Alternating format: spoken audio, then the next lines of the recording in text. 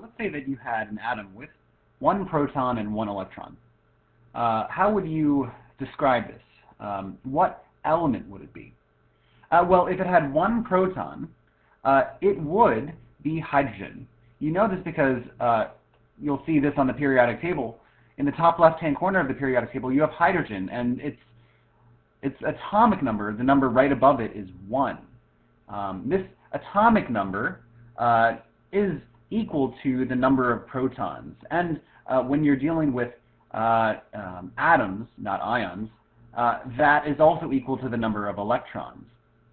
So if we have one proton, that means our atomic number is 1, and that means that we are dealing with hydrogen. Now, we can represent this hydrogen using an isotopic notation where we write hydrogen, we write the symbol for that element, and then in the bottom left-hand corner, as a subscript, we write the atomic number 1. And then for this case, we write the mass number as 1 as well. The mass number is equal to the number of protons plus neutrons in this version of that atom, or of that element. So in this case, where we have 1 proton and 0 neutrons, the total mass of protons plus neutrons is about 1 atomic mass unit. Its mass number is 1. Yes, the mass number is the sum of the number of protons plus the number of neutrons, because these are the two things that have significant mass within the atom. We don't include electrons because their mass is only about 1/2000th of the mass of a proton or neutron. So yes, one version of hydrogen, one isotope of hydrogen, has a mass number of 1. But there is another isotope that has a mass number of 2. This has, yes, 1 proton and 1 electron, just like our original form of hydrogen, but it also has a nitrogen in it.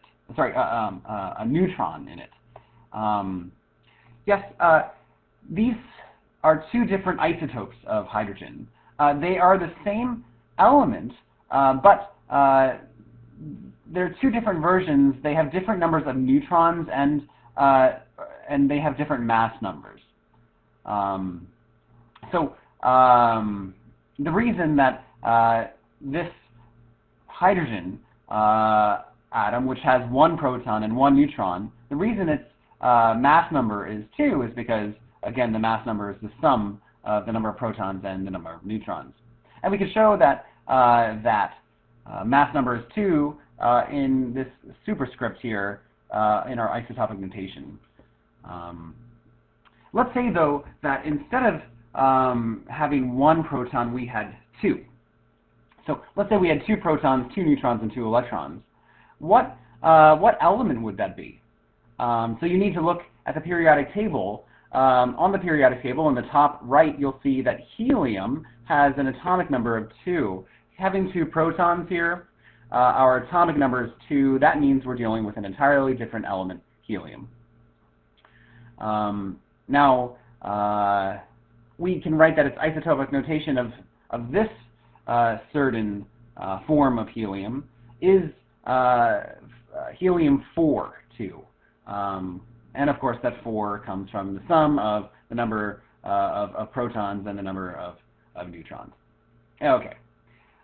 So let's kind of talk about the most frequently dealt with equation.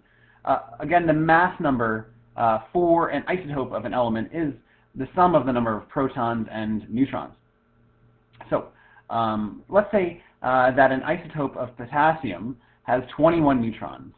What is that isotope's mass number? Okay, so the mass number is equal to the number of protons plus neutrons. So we know the number of neutrons will be 21, we are told that. But what about the number of protons? How many protons are in any potassium atom? Well, we know from the periodic table that all potassium atoms have 19 protons. The atomic number for potassium is 19. So we can plug that in for the number of protons. And then the mass number is just the sum of those two numbers. So 19 plus 21. The mass number for this isotope of potassium is 40. And so if we had to write out an isotopic notation, we would write out the following. Potassium with 40 as the superscript for mass number, and 19 as the subscript for atomic number. Okay, we know, by the way, yes, oftentimes you can kind of solve these questions quickly by knowing that our number of protons here plus our number of neutrons, which we don't write out, is equal to our mass number here. So oftentimes, you can consider some invisible 21 here. 19 plus 21 is 40. Okay. Try another one. How many neutrons are in a chlorine 37 isotope? All right, so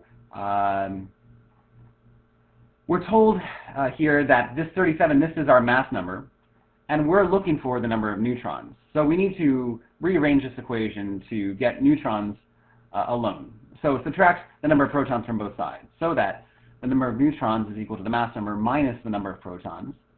So the number of neutrons is 37 minus 17. Where did this 17 come from? That is the atomic number for chlorine, the number of protons on chlorine. And where did the 37 come from? That's the mass number told to us. And so the difference between the 17 and the 37, the difference between those numbers is the number of neutrons. It's 20. 37 minus 17, 20. 37 minus 17, 20 neutrons. Thanks for watching, guys.